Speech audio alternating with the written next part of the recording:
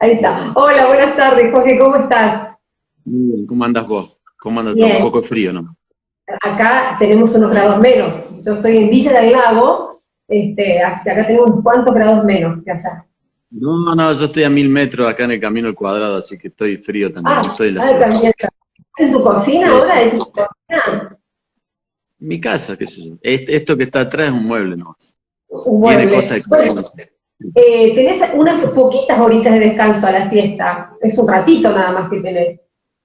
Y sí, nada, de que llego acá llegaré a las 2 de la tarde, más o menos 2 menos cuarto, y después ya, tipo 5, 5:30, tengo que salir para Córdoba de nuevo.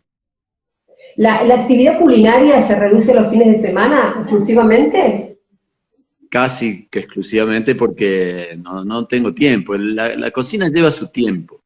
Y lo que está bueno es para desestresarse y si vas a cocinar estresado y a las apuradas no sirve.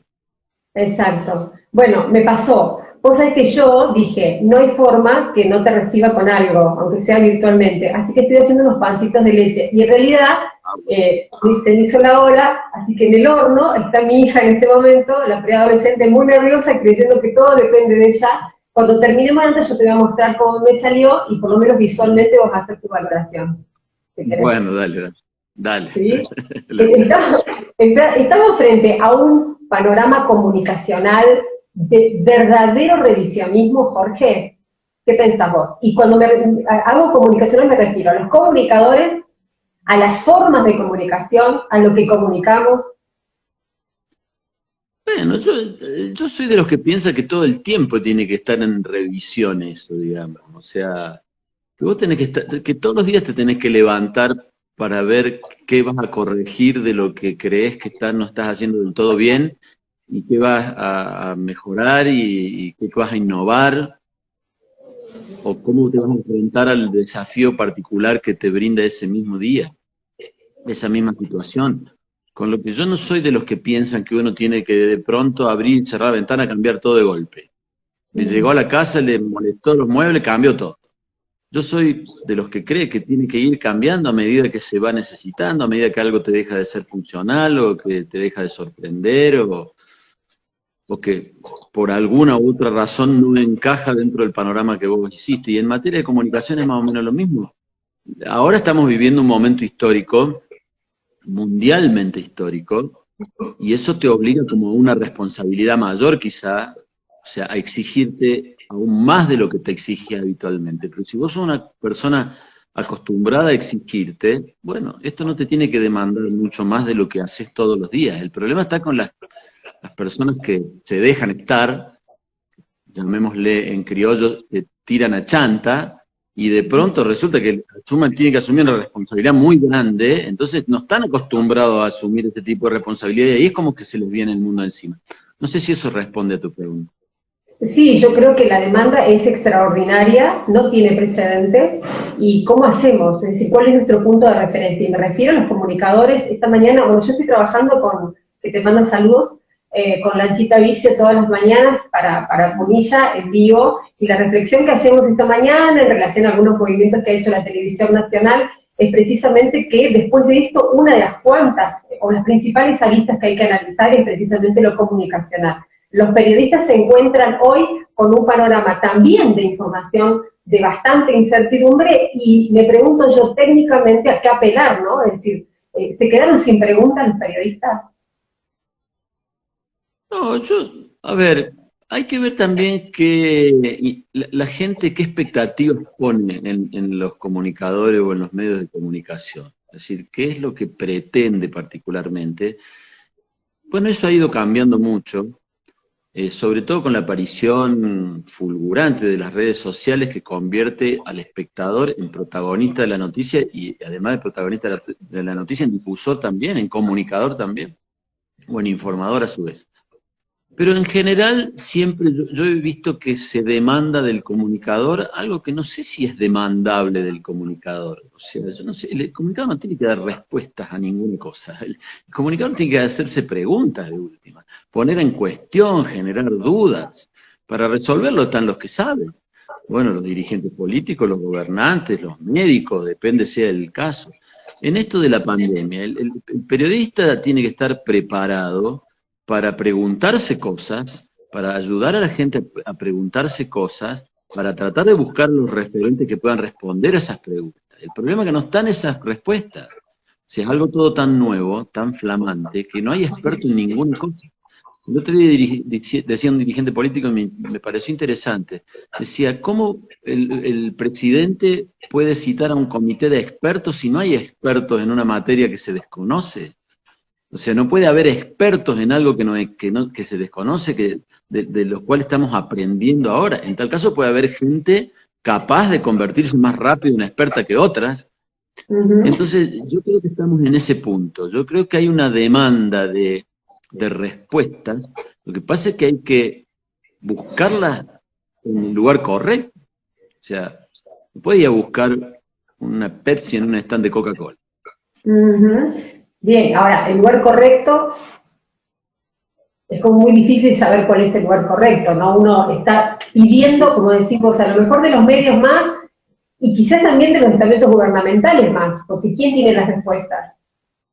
Bueno, es que por eso te digo que cuando no hay respuestas, y bueno, un poco se trata de armar tu propio rompecabezas, o sea, a ver, vamos a suponer lo que está pasando en el mundo. Primero, no se sabe cómo empezó todo, o sea, si un murciélago, un pangolín, si hay alguien en un laboratorio que se contagió por mala manipulación de los elementos que tenían y que burlando los protocolos o equivocándose o nada, o por un accidente salió y contagió gente. No se sabe todavía eso, no se sabe la tasa de mortalidad del virus. Te estoy hablando de cuestiones científicas puras, ¿no? Así que imagínate en materia de comunicación. Vos te enfrentás a una cosa que los mismos científicos desconocen. Hoy por hoy se está discutiendo, hay un grupo científico que dicen que el virus está perdiendo potencialidad, que se está debilitando, que en la mutación que hace de un huésped a otro, etcétera, etcétera, se debilita. Y hoy acabo de leer un infectólogo alemán decir que es todo lo contrario, que se viene un segundo brote, que bueno, si ni entre ellos se ponen de acuerdo, así que imagínate qué vamos a hacer los legos, los que no sabemos. Porque vos me decís, bueno, apelemos a los que saben. ¿Y quiénes son los que saben? Apelemos a los que saben, y conforme llames a uno, a otro, te van a decir cosas distintas. ¿Vos creés que esto representa la caída de los paradigmas económicos y políticos en el mundo? ¿Realmente crees que el revisionismo es tan profundo o no? No sé. A ver, no sé lo que va a pasar. Ni yo, y creo que nadie sabe lo que va a pasar. Pero de movida yo no creo en esas visiones apocalípticas o alarmistas o lo que fuere, o muy esperanzadas, por otro lado, o deseosas de que ocurran grandes cimbronazos en la historia. No, yo no veo eso. Yo no lo veo. Que no vaya a ocurrir, no lo sé. Pero yo no veo que se esté produciendo un cambio de una magnitud que lleve a que cuando nos despertemos de la pandemia el mundo va a ser otro, los árboles van a ladrar y los perros van a dar flores. No creo. La Cuando verdad vos que me contestaste ¿qué ibas a decir? ¿Cómo? Cuando vos me contestaste la primera parte de la pregunta, pusiste el acento en lo individual. ¿Has hecho terapia, Jorge? No. ¿Yo personalmente? Sí, muchas veces. ¿Ah, sí? Ah, Sí. ¿psicoanálisis o qué te buscas? Normalmente psicoanálisis, sí, y bien lacaniano, bien duro, sí, me gusta eso. Bien, te gusta.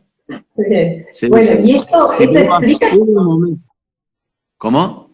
Porque hubo un momento determinado en un periodo X en el que me cansé de hablar de mí mismo, entonces como que cambié un poco de terapeuta para buscar en otras ramas, digamos, algo más gestáltico o algo así, pero en general me gusta el psicoanálisis, sí, me gusta indagarme, me gusta contestar preguntas. te gusta contestar preguntas. Entonces, ¿vos sos de lo que te reformulás? Sí, todo el tiempo. Todo el tiempo, a cada rato, a cada momento, hice bien, hice mal. Yo estoy pensando todo el tiempo en mi trabajo, en lo que podría haber hecho mejor, en mi responsabilidad, en el lugar que me ocupa, etcétera, ya sea en mi trabajo en televisión, en la radio o en cualquier otro lugar en el que me toque estar. Bueno, ¿para qué estoy yo acá? ¿Qué hago yo acá? Sería la pregunta. Y si un día te contestás que no lo tenés claro o que ya no elegís, ¿no tenés problema en dejar de elegir? En realidad nunca lo tuve claro, con lo cual estoy bastante acostumbrado a lidiar con esa incertidumbre, a lidiar con la incertidumbre de no saber bien, porque una cosa es saber lo que uno quiere ser, que es relativamente más fácil que saber lo que uno es. Y a veces hay diferencias que pueden llegar a ser notorias entre lo que uno quiere ser y lo que uno es. Y entonces se produce un choque fuerte en la personalidad, en el individuo en este caso. Bueno, entonces también hay momentos que no hay que andar indagando demasiado.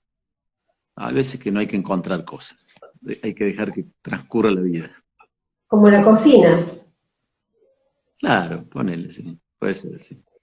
Claro, porque digo, te ha gustado el análisis hasta que lo podés abandonar tranquilamente, digamos.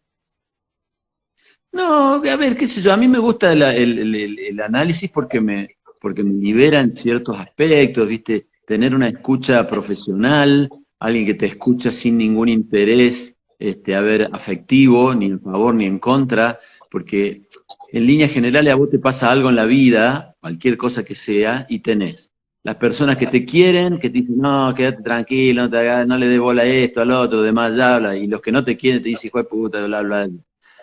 La escucha profesional, lo bueno que tiene es eso, es que no se pone del lado de ningún afecto, no quiere causarte ni un daño, ni apañarte para que vos seas, pensando que vos sos el mejor tipo del mundo, y eso está bueno tener una persona que te oriente, que te guíe profesionalmente en algunas cosas de las ideas, de las construcciones, así que a mí me gusta, es una parte de mi vida que disfruto. Ahora no estoy haciendo terapia, bueno, con todo esto de la pandemia y todo, pero estaba haciendo hasta antes. Sí, soy carne de psicólogo, sí. De sillón, de diván se dice, carne de diván. Bueno, ahí están llegando muchos mensajes y pensaba esto, ¿no? Ayer cuando le comenté a una persona de mis afectos, a mi hermana concretamente, porque te sigue mucho en las redes, que iba a hablar con vos, me dice, bueno, es la persona que pone en tela de juicio todas las preguntas. Todo lo que le preguntes va a decir, bueno, no sé, ¿pones en tela de juicio todas las preguntas? Sí, imagínate que me pongo en tela de juicio yo mismo todos los días, claro, sí, sí. Pero eso es una cuestión, casi te diría, hasta genética. Mi mamá me cuenta, me contaba, digamos, que yo de chico preguntaba siempre por qué. A mí me decían, me acuerdo de una orden que había que cumplirse en casa. Los chicos no toman café. Y a mí me molestó siempre esa frase porque nunca me explicaron por qué los chicos no podíamos tomar café. Y a mí me gustaba tomar café. Entonces a mí me prohibieron de chico darme un gusto que era tomar café sin demasiada explicación. Yo vivo indagando en esas cosas, vivo indagando en los por qué. ¿Por qué una cosa es así? ¿Por qué tengo que tomar por cierto esto? A ver, veamos si es cierto o si no es cierto. Estoy hablando de las cuestiones profesionales, sobre todo, o demás, qué sé yo. Hay cuestiones en las que no hay que andar preguntándose muchas cosas, en las cuestiones de los afectos, qué sé yo, tu relación con tu mamá, qué sé yo, la quiero a mi mamá, ni ando preguntando por qué la quiero, qué sé yo, no debería, me parece. En esas cosas no, pero en general en la vida sí, me gusta desafiarme, y como me gusta desafiarme a mí mismo, también me gusta desafiar al otro, a ver hasta dónde es capaz de sostener lo que pienso. Cuando alguien dice una cosa, ¿es por qué es así? Y vos muchas veces te das cuenta que llegaron a esa conclusión sin demasiada construcción, no hay muchos cimientos en esa conclusión, ¿viste? Entonces, bueno, por supuesto que cuando, jodido eso porque cuando a vos te cuestionan algo y te obligan a cuestionarte a vos mismo y te empiezan a hacer tambalear tus estructuras, y bueno, es incómodo. Entonces uno normalmente, salvo que tenga muchos años de terapia como yo, no tendría a cuestionarte vos, tendría a cuestionar al otro, a decir, vos sos un desgraciado, ¿por qué me haces esa pregunta? O esto que el otro, demás, ya. No, sería. ¿Tenés hijos? Sí, uno. Uno. Bueno, quienes nos reformulan permanentemente son nuestros hijos y quienes nos mueven las estructuras también. ¿Es tu caso? Bueno, a ver, mi hijo ya es una persona adulta, tiene 28 años, es ingeniero, digamos, tiene su vida y demás, con lo cual no anda cuestionándome cosas. Pero sí, claro, yo soy una persona que aprende mucho, que trata de aprender mucho de todas las cosas de la vida, de la cocina, de la naturaleza, de los animales, de las personas, del trabajo y de mi hijo. Yo he aprendido mucho de mi hijo, he aprendido mucho. Mirándolo, viendo, porque claro, tu hijo no sos vos, hay un error ahí, de los padres en general. Nosotros creemos que nuestros hijos son como una continuación, una extensión de uno mismo, y no es así. A lo sumo, creo que sea así, es una extensión de dos personas. Y la comunión de la extensión de dos personas crea una tercera persona que es distinta a las dos. Y entonces a mí me gusta, a mí me gusta aprender de eso, ver eso, empezar a ver cómo él, por ejemplo, toma decisiones. ¿Cuál es el mecanismo que usa para tomar decisiones? Y toma decisiones mucho más certeras que las mías. Y me pone en cuestión, no porque él lo exprese así, sino porque yo, de verlo actuar, me pongo en cuestión. A mí me enorgullece poder tener un hijo del cual aprender. Un hijo que es es un ser diferente a esos dos, que además vienen con un legado y un linaje transgeneracional, ¿no? Hoy se habla mucho de lo transgeneracional. Nosotros estamos haciendo todo un trabajo en redes de acompañar a gente de lo que es la psicología, la salud mental, y por lo menos ayudarse a pensarse y utilizar este periodo diferente como una oportunidad, digamos, y hay un punto que no quiero que te vayas sin que me lo cites, que es el tema de las relaciones de pareja. Es decir, muchos expresan haber sentido una intensidad diferente, algunos para bien y otros para mal. ¿El amor, Jorge, también se reciproca? Qué sé yo, también depende del momento de la vida en el que te agarre la pandemia o la cuarentena, digamos, ¿no? O sea, o en el momento de tu relación de pareja. Yo tengo un matrimonio de 30 años casi. O sea, es muy difícil que nos encuentre cosas que no hayamos visto, que no hayamos hablado, que no hayamos debatido, que no...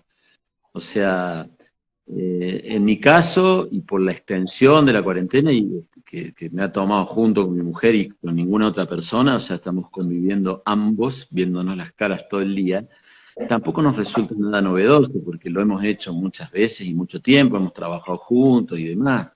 Así que, en nuestro caso, quizá no fue una novedad. Sé que hay muchas parejas que les resulta novedoso esto de estar viéndose las caras todo el tiempo. Y entonces empezás a descubrir cosas en el otro que no habías visto. No es mi experiencia, pero no quiere decir que no la sea. O sea, bueno, me han contado de muchas parejas, qué sé yo, pero en general el encierro a mí me pesa mucho, a mí en lo particular me pesa mucho. A mí esa pérdida de libertad en el sentido esencial de la palabra. A mí me molesta mucho que me pare un policía en la calle porque sí y me diga dónde va. ¿Qué sé yo? ¿Qué le importa dónde voy? O sea, ¿por qué una persona del Estado tiene que indagar a dónde voy yo?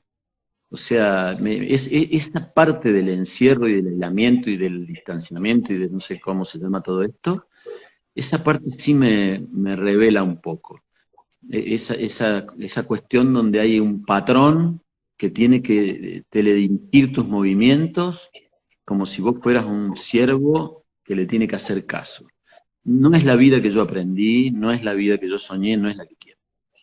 Bueno, mientras estabas diciendo eso, varias personas pusieron comparto, tal cual, palmas, es decir, mucha gente que comparte esta idea de sentirse aprisionado, limitado, restringido en sus libertades, y pues cuestionan el liderazgo, porque siempre en alguien o en algo ponemos la responsabilidad, ¿no? O sea, hay alguien que decide sobre nosotros.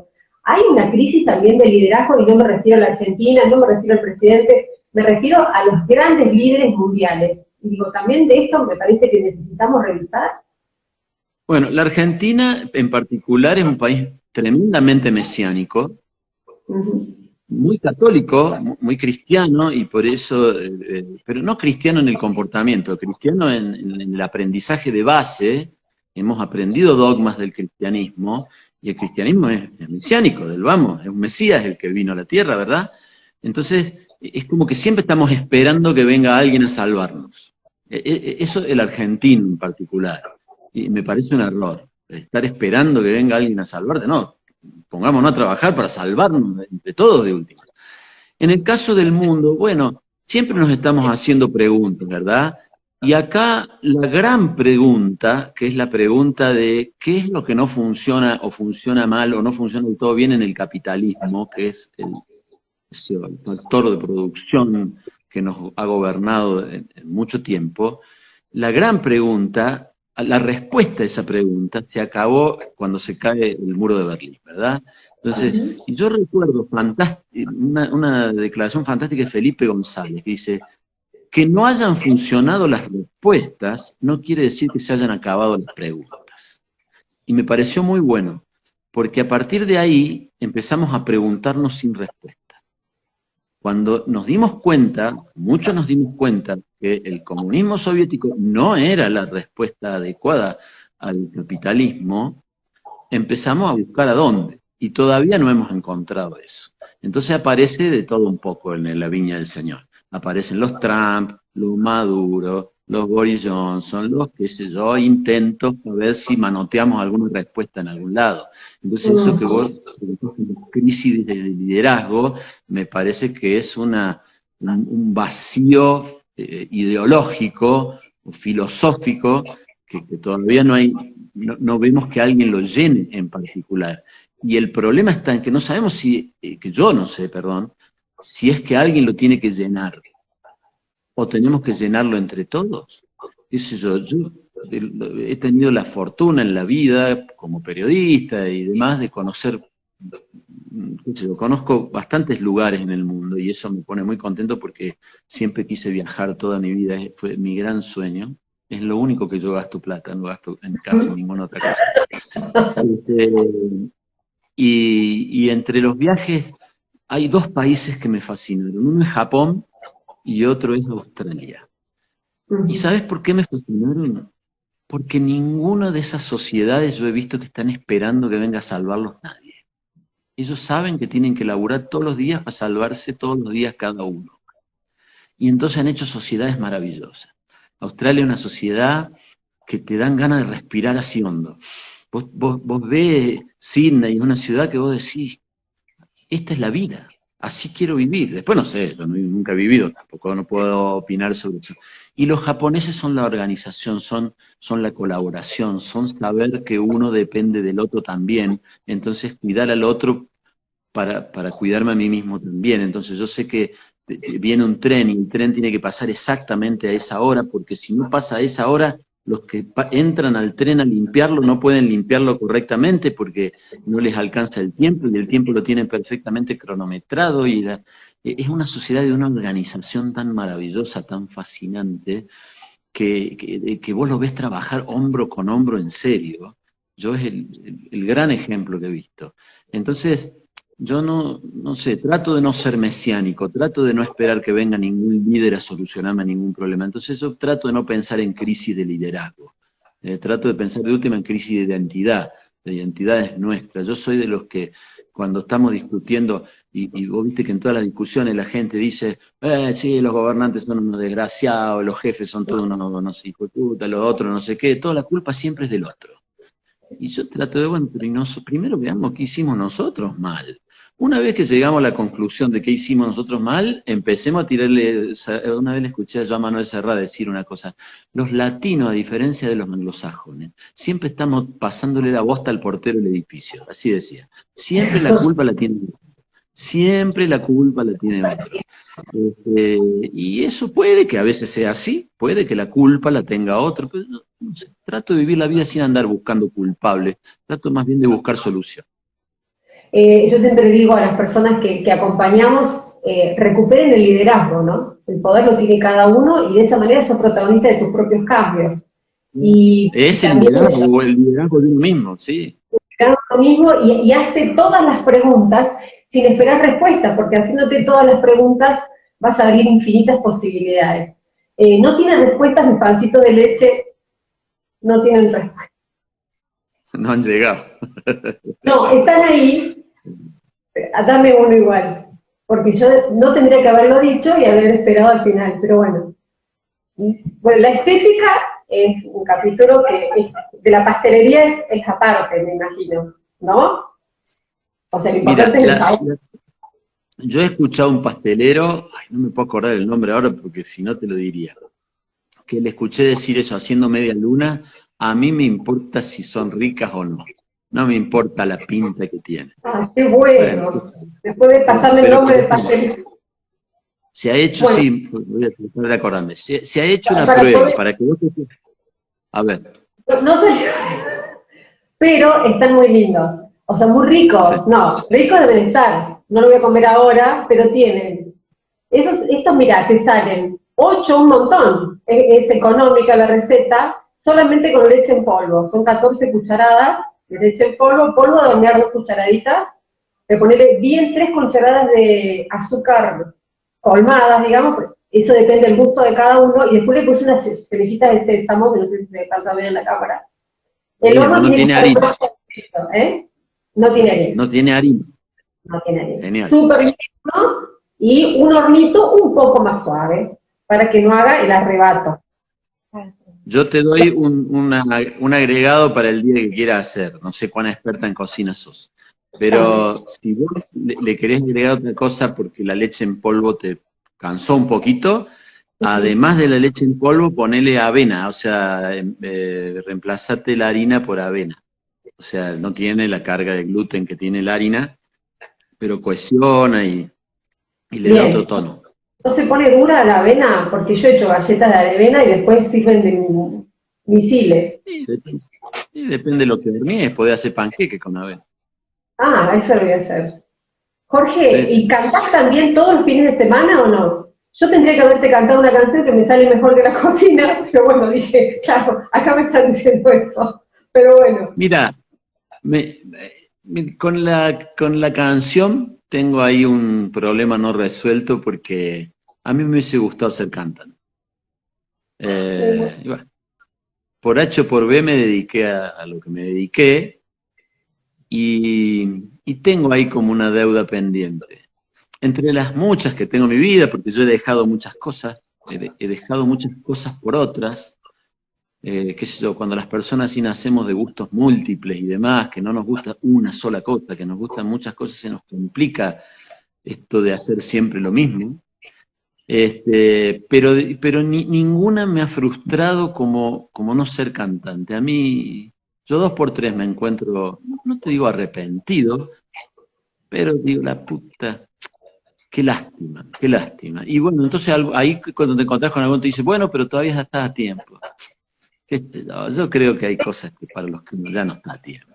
no sé, ¿Qué mira, sé ahí está Lanchita Vicia, está conectado, que me está pidiendo por favor que no cante, y mi compañera Laurita Vélez, que es la presidenta de fans en Carlos Paz, de Punilla Tuya, y están todos amargados, porque dicen que yo en cualquier momento te voy a cantar, no lo voy a hacer, pero canto mejor que lo que me salieron los panes. Y yo también yo? siento Pero eso, es que, me parece que no tiene que hacerlo, Jorge, yo te aliento a que lo hagas, ¿por qué no? a ver, yo, primero sobre cantar voz, en este caso, yo creo que uno tiene que hacer lo que le sale a hacer. Uno anda pensando demasiado en el juicio ajeno, ¿viste? Demasiado pensamos en el juicio ajeno. Y el juicio ajeno siempre es injusto, siempre, siempre, el 100% de las veces, aún el bien intencionado. ¿Por qué? Y porque, a ver, aún la persona que más cree conocerte, no está todo el día con vos. Vos sos el único que está todo el día con vos mismo. Entonces, aún la persona que más cree conocerte no está en cada uno de los pasos, en cada uno de los momentos, en cada una de tus frustraciones, cada uno de tus miedos, cada uno de tus dolores. Entonces, el juicio que va a tener sobre vos siempre va a ser parcial. Y como parcial, obligatoriamente injusto. Aunque sea bueno, ¿eh? Aunque el juicio sea un buen juicio, aunque te estén juzgando bien. Entonces, y uno vive demasiado pendiente del juicio ajeno, y entonces se priva a veces de hacer muchas cosas por el que dirán, llamémosle, y después se amarga al pedo, porque el que dirán va a existir exactamente igual, haga o no haga. Entonces por ahí es mejor hacerlo, digamos, siempre y cuando no dañe a nadie, digamos, siempre y cuando no dañe a nadie, obviamente. Y en el caso de si estoy a tiempo o no, bueno, lo que pasa es que yo a mí estas cosas yo me las tomo A ver, yo cantar en mi casa canto en el baño, tengo la guitarra por ahí, o sea, toco la guitarra cada rato, digamos, en cada momento, tengo un tiempito, agarro la guitarra. Pero si vos vas a hacer una cosa ya más profesional, y tenés que saber, tenés que estudiar, tenés que ponerle pilas, tenés que entrenar, tenés que laburar, ¿viste? Porque si no, ¿para qué vas a ser profesional? Ya hay un montón de profesionales muy buenos, ¿para qué te va a poner vos a cantarle a quién, a mostrarle tu arte, si tu arte vos mismo lo considerás que no está a la altura? Luego podés considerar que está a la altura y largate. Si vos considerás bárbaro, genial. Bueno, no es mi caso. Yo creo que para ser un cantante como el que me gustaría haber sido, Sergio necesito Denis, de un laburo. No, Sergio Denis fue un gran cantante, un gran cantante. Pero pero te gusta. Ah, sí, me gusta también. Bueno, ayer he estado hablando yo de eso en la radio. ah. Yo soy más de la línea del rock, digamos, o sea, soy más de los Sui Generis, de los Pedro y Pablo, de Serú Girán, en el ámbito internacional de Pink Floyd, del rock tranqui, más bien. Yo soy más Bien. de esa línea. Pero me han gustado muchos artistas pop, me han gustado mucho, Sergio Denis es uno de ellos, por ejemplo. Y Bueno, bueno, y él está con el que digo. cante una que sepamos todos, dice. Vamos a ir cerrando la nota. Y cantemos No, un no, poco. pero ahí me da vergüenza, nada más. Soy ¿Te da tremendamente vergüenza? tímido. Si te arrebatan, no sé si te da En ciertas ocasiones y en ciertos momentos sí. En otros vergüenza. no. Depende cómo me agarre el día, la situación, las circunstancias. Pero sí, soy muy tímido en eso, muy tímido. Bueno, ¿sos capricorniano o no? Dice la gente. Yo estoy leyendo lo que dice la gente. ¿Sos capricorniano? Sí, Ah, sí, bueno. sí, Laburador Capricorniano. tenaz. Sí, laburador tenaz. Y digamos, somos los que no nos damos por vencido tan fácilmente.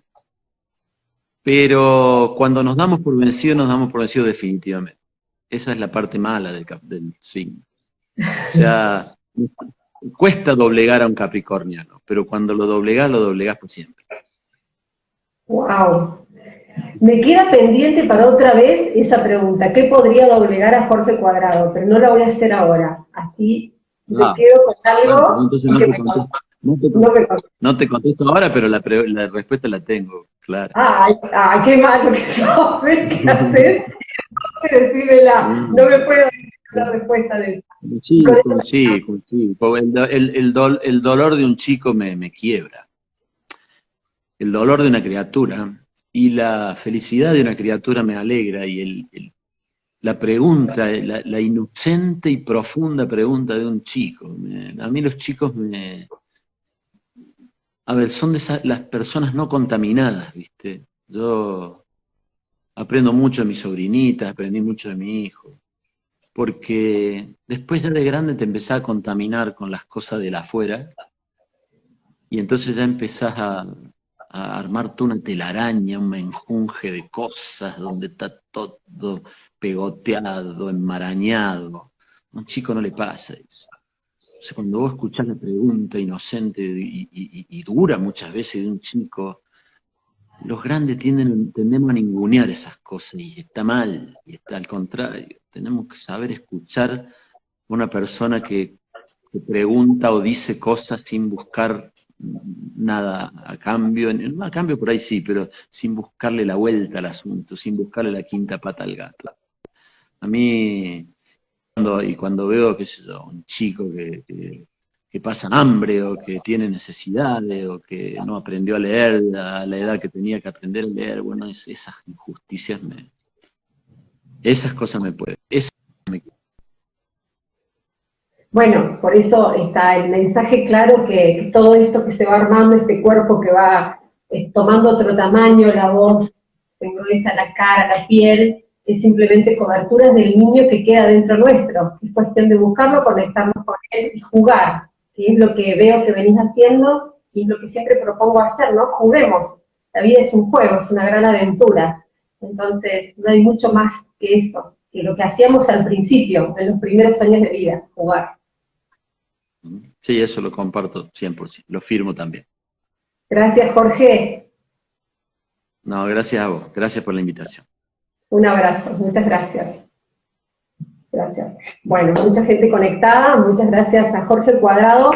que generosamente se conectó con nosotros, lo invitamos y automáticamente dijo que sí. Hay un montón de gente que está, les agradezco enormemente por estar, y le agradezco a él, pues lo voy a agradecer a través de Patri Godoy, que se encargó de conectarse con Jorge, y repito, con mucha generosidad, nos dijo sí, sin ningún problema, y como ustedes verán, no tenía ningún apuro, podemos haber seguido conversando.